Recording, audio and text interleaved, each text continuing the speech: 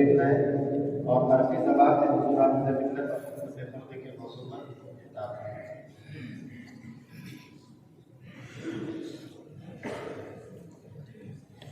अल्हम्दुलिल्लाह रब्बिल आलमीन वस्सलातु अला अफ़ज़लिल मुरसलीन व अला आलिहि व सहबिहि व मन तबिअहुम bi ihsan ila yawmiddin। बअद फ़क़द जाअ फ़िल क़ुरआन अऊज़ु बिल्लाहि मिनश शैतानिर रजीम बिस्मिल्लाहिर रहमानिर रहीम वफ़अलु ख़ैरा लअल्लकुम तुफ़्लिहून। सदक़ल्लाह सल्लु अलल हबीब सल्लल्लाहु अलैहि वसल्लम। उहय्यिकुम बितहिय्यति अहलिल ईमान अस्सलामु अलैकुम व रहमतुल्लाहि व बरकातुहू। قبل الدخول في الكلام أود أن أعبر عن خالص الامتنان والشكر للحكماء العلول والأحباء الكرام الذين منحوني فرصة صادقة للكلام معكم. أقتدر مستعينا بالله إن السعي في قضاء حوائج المحتاجين من صور الإحسان العظيمة، لأن المسلم المحسن يسعى إلى خدمة الآخرين حبا لخالقه وشفقة على مخلوقه. ولقد كان الصحابة في قضاء حوائج المحتاجين يجتهدون، وسلك مسلكهم في تنفيس كربات السلف الصالحون عملا بحديث رحمة للعالمين: من كان في حاجة أخيه كان الله في حاجته. فترى على قرانهم حافظ الملة والدين المرادبات بمولد المباركفوري المدفنة الذي فتح عينيه في فترة الاحتلال الإنجليزي في أسرة غلب عليها الدين وتصدعت بشعائر الإسلام والمسلمين، فاتجه إلى المدرسة الإسلامية وتزين بالتربية الروحية وتربى في الأكناف الشيوخ الأباطرة من الأمثال الفقيه الآزم أمجد علي الأحنفي، فتصلح بالعلوم الإسلامية حتى تزين الوجود به. تزوع المسلم من حياته فتعطرت الهند كلها وتفتحت أزهار زهده وتقواه حتى تزين الوجود به، وتنورت مشكاة علمه فاستنارت الدنيا بضيائه. كان الشيخ يعود المرضى ويأتي إليهم بإحسان ويبشرهم ولا ينفرهم حسب ما قال سيدنا فضيل رحمه الله: نظر الأخي إلى وجه أخيه على المودة والرحمة عبادة. أيها الحفل الكريم، ذات الرحمة جاءه الخط بموضحة فضحك إليه برفقة المصلين بعد الصلاة مستغفرا عن أحواله وداعيا له بالشفاء العاجل وناعيا له للعلاج النافع. ويقال عيبا أن الشاعر الهندي الكبير بيكر المساهي الذي كان من أتباعه وشك السم القاتل ببدر أصحابه مرض مرضا شديدا فرقاه حافظ الخلة والدين ودعا له بالشفاء العليل إلى رحمة للعالمين فعاد السير وأحسن الثمانية. أيها الحفل الكريم ويا عباد الله، كان الشيخ قانعا والنسبة الآخر يوسع على الفقراء. إليكم قصة ذات عبرة واردة على لسان الشيخ يقول فيها: يوم جلست بعد صلاة المغرب لأكل خبز ضعيفة فجاء الفقير ودق الباب ونادى وتعطى بينه نصف الخبز والنصف الآخر أحد، لأننا قد كنا قرأنا أن العبد المقرب إلى الله يأكل نصف الخبز والنصف الآخر يوزعه على الفقراء. فتفكرت إنني لو لم أعمل هذا القول فمن يعمل؟ يا عباد الله، كان الشيخ مفكرا عظيما شعر نصف المسلمين في مجال التعليم والتدريس، فلم يقف مقتفلا كما نصر في المال، بل اتبع التعليم والتدريس وتهيئة الجيل الجديد المتصلح بالعلوم والمعارف، وسعى في هذا السبيل جهدا لا مثال له، ويواصل كلال ليله بكلال نهاره حتى استطاع إنشاء جامعة تدعى الجامعة الأشرفية، هي قلعة حسينة للإسلام والمسلمين، زاخرة لطلاب الدين كالسماء على قضايا العجائب. الجامعة الأشرفية هي مرجع الطلاب والنظام في الهند، ومنهل عذب يشفي الغليل منه الكثير من أهل العلم، وعين جارية يتفجر العلم من خلالها. وتلمذ عن أيام الشيخ مئات من الطلاب الذين قاموا بخدمات محدودة ومربوطة تضبط عليها الدنيا في داخل الهند وخارجها. وقام حافظ الملة بنفسه بمجهودات تفوق الوصف، ويجب أن تسجل بماء الذهب على جبين التاريخ. يا أصدقائي الأولياء، كان الشيخ يواصل ليله بنهاره مجدا ومجتهدا لتسعد البشرية ويرتفع مستوى التعليم والاقتصاد، وكان يدرس طلبة علوم الدين نهارا ويخرج بين جماهير المسلمة ليلا ليتلو حق الله ولرسوله صلى الله عليه وسلم، فلا يعرف الكل ولا الملل، ويتقدم مضيا إلى الآفاق أفاق السماء الوجه. جاءه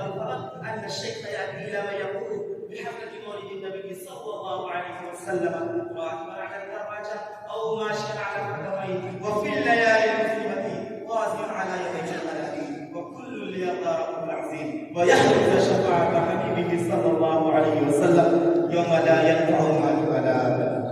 أيها الحفل الكريم، كان الشيخ مفكرا عظيما وزاهدا يحيي الليل بالعبادة والتذكير والإصلاح، ويجاهد في النهار سعيا للتطوير الجامع الذي أنشأها، وأنه كان مستمرا على تأدية فرائضه ومواظبا على السنن والمستحبات طول حياته، إلى أن وافته المنية عام 96 بعد عام 300، ودفن في رحاب الجامعة الأشرفية.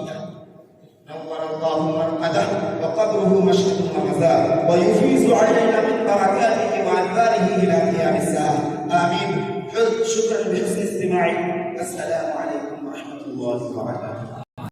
सीतामढ़ी जमात इस्लामी से गुजारिश करना को तशरीफ है और आज के समाज में इस्लाम और मसाजिद दर्शन करने के लिए मौजूद है।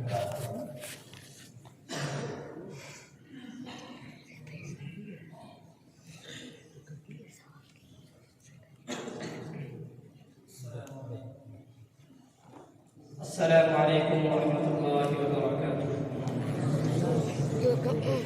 الحمد لله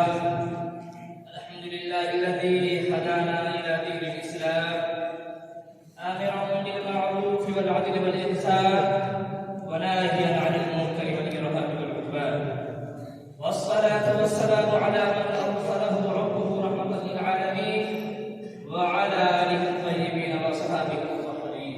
أما بعد، فأعوذ بالله من الشيطان الرجيم. بسم الله الرحمن الرحيم.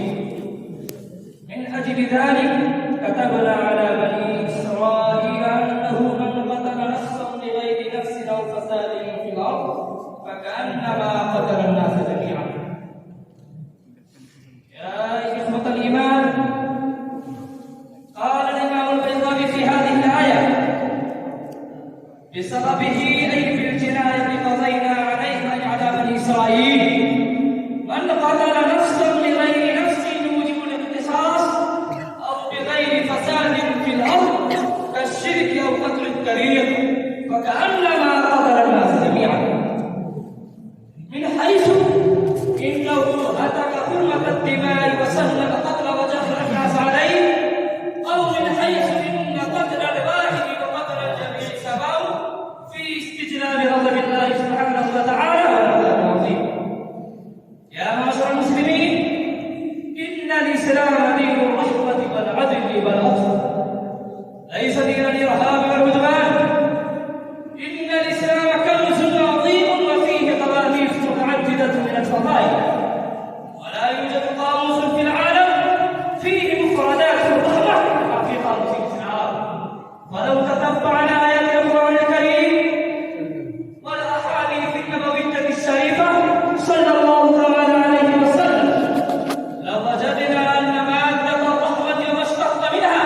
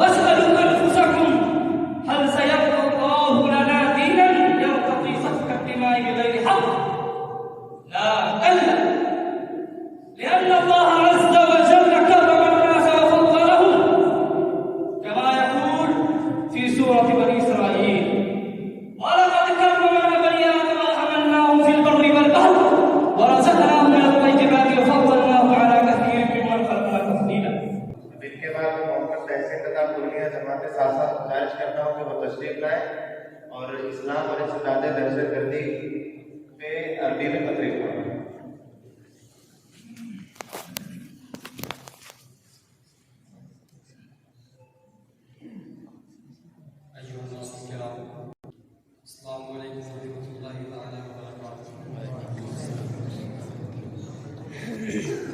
अल्हम्दुलिल्लाहि रब्बिल आलमीन हम्द शाकिरीन वस्सलातु वस्सलामु अला खैरिल बरिय्या मुहम्मदिन व आलिहि तय्यिबीन अत्ताहिरीन अम्मा बअद फ़अऊज़ु बिल्लाहि मिनश शैतानिर रजीम बिस्मिल्लाहिर रहमानिर रहीम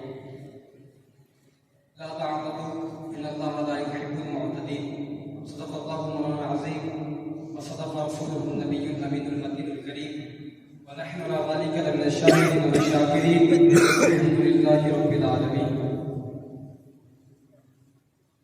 يا معاشر المسلمين إن الإسلام دين الرحمة والعدل وليس من الإرهاب والعنف إن الإسلام كنز نزيه وفيه مفردات الرحمة كما في قاموس الإسلام فلو تتبعنا آيات القرآن الكريم لوجدنا أن مادة الرحمة وما اشتق منها تزيد في القرآن الكريم على 300 موضع فإذا تجاوزنا القرآن الكريم لا حديث الرسول وجدنا ما لا حصر من الألفاظ والمعاني التي تدل على الرحمة وما علينا معاشر المسلمين على مستوى الأفراد والجماعات وعلى مستوى الدعاة والعلماء والخطباء وسائر الناس إلا أن نعرف بهذا الإسلام العظيم وإلا أن نشير إلى هذه المعاني البديعة الفاضلة التي تميز بها إسلامنا الحنيف. كلنا يقرأ القرآن وكلنا يقرأ في افتتاحية سورة بسم الله الرحمن الرحيم على سورة براءة النعم السورة الأولى من القرآن الكريم الحمد لله رب العالمين ثم الرحمن الرحيم. هذه المادة التي تتكرر في القرآن على المسامع وتستقر في القلوب والقلوب والنفوس ينبغي أن تجعل في نفس المسلم تأثيرا عميقا كما تجعل السعادة التي يسمعها أصحابها ويقتضونها في اجتماعاتهم ولقاءاتهم أمرا عظيما في نفوسهم فإن القريب من العين قريب من القلب كما أن القريب من الحسن قريب من القلب فإذا سمعت أذنك مرضا بعد مرض كلمة الرحمن والرحيم وكررتها في الصلوات عشرات المرات في اليوم الواحد إن لم تكن لي نوافل ولم يكن لك من القرآن فسوف تكون عاجلتك مادتها الرحمة وسوف تكون حياتك مبنية على اللطف ومبنية على الرحمة ولكن اليوم كثير من الناس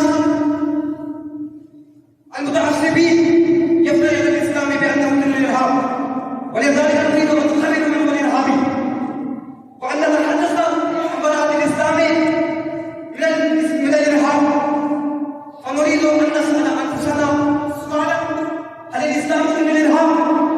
هل هناك فرق بين الإسلام والعنف؟ بين الإسلام والتشدد؟ بين الإسلام والإرهاب؟ هذا ما نريد أن نجيب عليه بأدلة فكل تعاليم الإسلام ومناهج تشريعاته وقيمه وأخلاقه ومبادئه تدل على أن الإسلام لا يصدر بالإرهاب إن الإسلام بريء مما يقولون. لماذا؟ أن الإسلام دين الله ومعنى أن الإسلام دين الله أن الله هو الذي جعل بهذا الإسلام فهذا الإسلام جاء من الله والله عز وجل لا يأتي من الخير فهل سيرضي الله لنا دينا يرضي سفك الدماء بغير حق؟ لا، لأن الله عز وجل كرمه ولقد كرم هذا الإنسان ولقد كرمنا بني آدم وحملناهم في البر والبحر ورزقناهم من الطيبات وحملناهم في البر والبحر ورزقناهم من الطيبات وفضلناهم على كثير مما خلقنا تفصيلا. الله الذي اختار لهذا الإنسان أن يكون خليفة في الأرض ما كان له أن يعمل بقدره إلا بالحق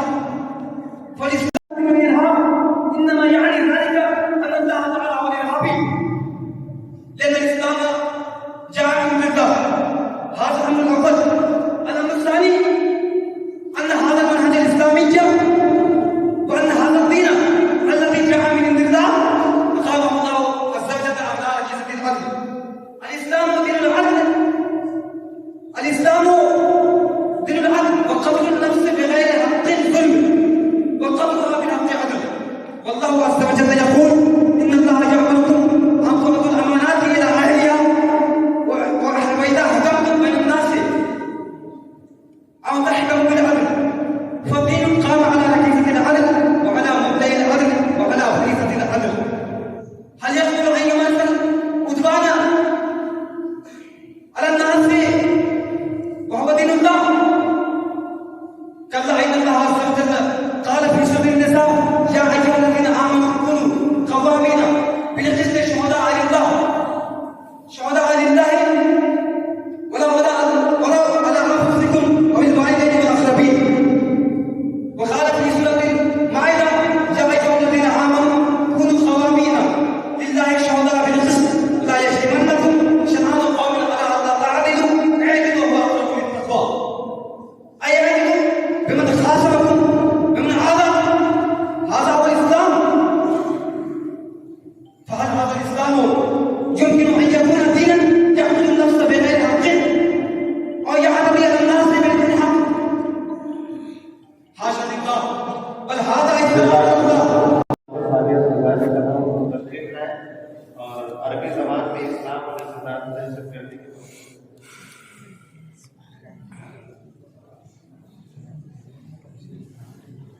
يا أيها الأساتذة الكرام، بسم الله الأحبة، السلام عليكم ورحمة الله تعالى وبركاته. وعليكم السلام. اللهم يا كريم، اللهم يا كريم بكرمك يا كريم. الحمد لله رب العالمين، والصلاة والسلام على سيد المرسلين وعلى آله وصحبه وبارك وسلم. أما بعد، أعوذ بالله من الشيطان الرجيم. بسم الله الرحمن الرحيم. قال الله تبارك وتعالى في القرآن المجيد: لا إكراه في الدين. يا سادتي الأجلاء وزملائي الأحبة،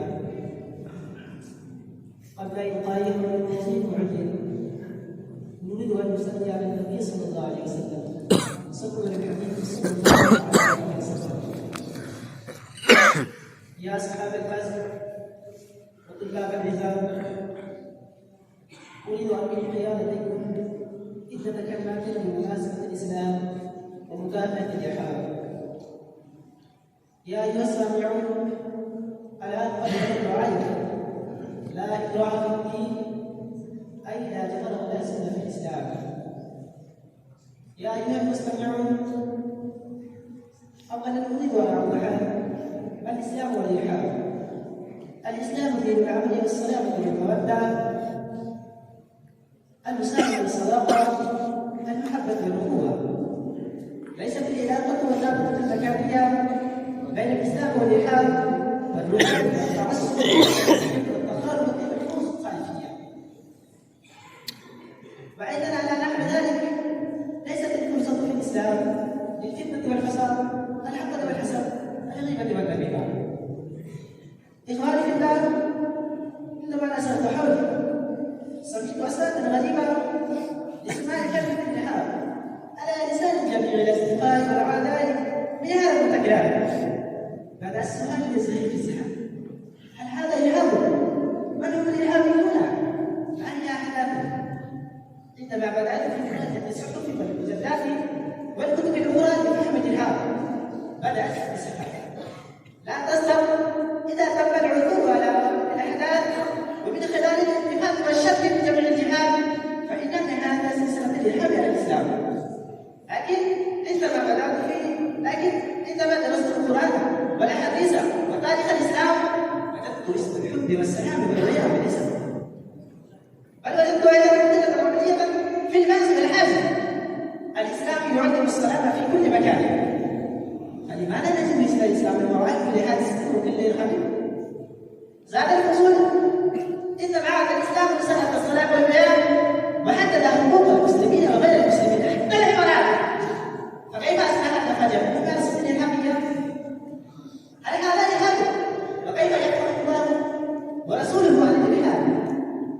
الإرهاب هو الإرهاب الذي يمارسه أفراد أو جماعة أو دول مبنية على الإنسان، دينه ودمه وعقله وماله وعلمه، ويشمل التخفيف والعذاب والتحديد والقتل بغير حق، وما يتصل بصورة والانحراف وإخافة الصغير وقطع الطريق وكل فعل من أفعال الإنكار التحديد يقع تدفينا بمشروع إسلام وتسكين وجماعه ويوظف إلى إلقاء الحكم بين الناس أو ترك الرجل من إليه أو تعلم حياتهم أو بنيتهم أو عقلهم أو أحوالهم الخلق ومن سلوكه إلحاق الظن بالبيان في حكم أحد المرافق والأملاك العامة من الخاصة أو تعليم أحد المبادئ المبنية طبيعية للخلق